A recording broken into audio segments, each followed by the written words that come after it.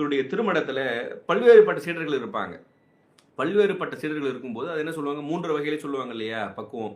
ரொம்ப மந்த நிலையில இருப்பாங்க. கொஞ்சம் ஆவரேஜா இருப்பாங்க. ரொம்ப நல்ல தீவிரத்துல இருப்பாங்க. அது என்ன சொல்லுவாங்க, கற்பூர புத்தி, கரி புத்தி, கதலி புத்தி. இப்படி 3 புத்தியில இருக்கும்போது, கற்பூர புத்தி போயிடுவாங்க. கரி புத்தி கொஞ்சம் அப்படியே புடிச்சுக்கும்.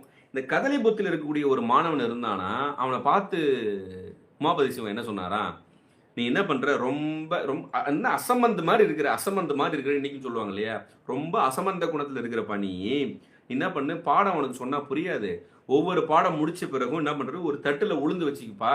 அந்த உளுந்த எடுத்து ஒரு பக்கத்துல ஒரு குடம் வச்சுக்கு, உளுந்து எடுத்து குடத்துல போட்டுரு. உளுந்து எடுத்து குடத்துல போட்டுரு. ஒரு ஒரு பாடம் கேளு, உளுந்து எடுத்து குடத்துல போடு. இப்படி குடம் எப்ப ரொம்பிச்சோ, குடம் எப்ப வழிந்ததோ, அப்ப என்ட்ட வந்து சொல்லுப்பா, உனக்கு பாடம் புரியும்னு சொல்லிட்டாராம். உமாபதி சிவம் அந்த சீடனிடம்.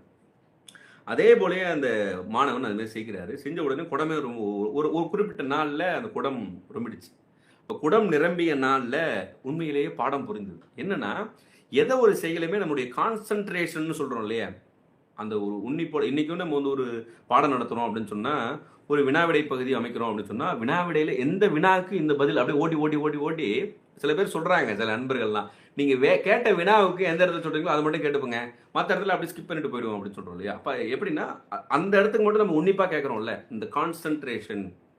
அதே போல அந்த உளுந்த எடுத்து அந்த குடத்துல போட்டு குடம் ரொம்பணும்னு சொன்ன உடனே அப்ப பாடத்தை கேட்டு அதை போட்டு பாடத்தை கேட்டு போட்டுன்னு அவனுடைய கவனம் மாறிவிட்டது. அந்த பக்குவ நிலையும் மாறிவிட்டது. அதனால அந்த மாணவன் பக்குவமாகி விட்டான். பாடத்துல கவனமாகி அவனுக்கு ஞானத்தை போதித்தார். ஞானத்தை போதித்து அவருக்கும் அந்த முக்தியை கொடுக்கிறாரு. அதனால அந்த மாணவனுக்கு பேர் என்னன்னா, பெயர் காரணத்தோட இருந்தது. காரண பெயர். அதாவது குடத்துல உளுந்து எடுத்து குடத்துல போட்டதுனால அந்த மாணவருக்கு குட உளுந்து அளந்த முனிவர் அப்படின்னு பேரு. அப்ப குட உளுந்து அளந்த முனிவர் உமாபதி சிவமாகிய குருவால் முக்தி பெற்றார்.